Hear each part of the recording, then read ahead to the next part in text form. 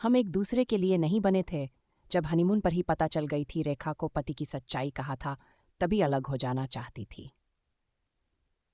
Hindi cinema जगत की evergreen actress रेखा जहां प्रोफेशनल लाइफ में सफल रही है, वहीं उन्हें निजी जिंदगी में असफलता ही हाथ लगी है।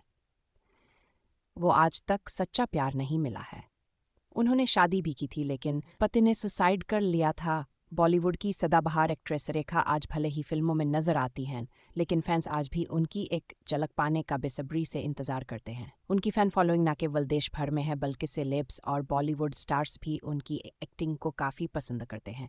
उनके बीच भी रेखा की अच्छी खासी फैन फॉलोइंग है। रेखा भले ही स्क्रीन पर हिटर ही है, मगर पर्सनल लाइफ में वो उतनी ही असफल रहीं। एक्ट्रेस ने एक बार शादी की तो पति ने सुसाइड कर लिया, फिर प्यार हुआ तो सास ने नहीं अपनाया।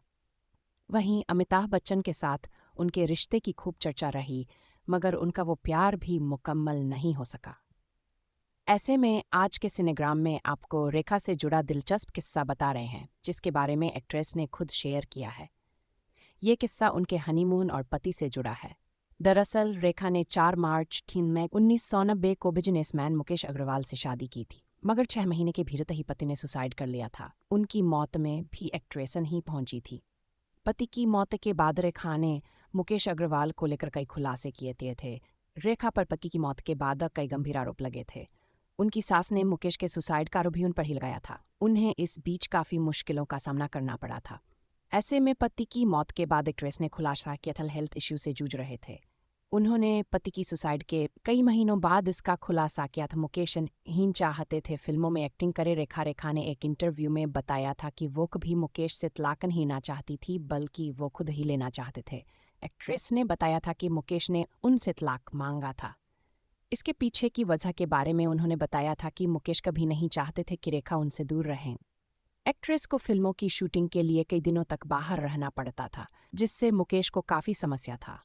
इस पर उन्होंने रोक टोक की थी और वो चाहते थे कि रेखा एक्टिंग से दूरियां बना ले।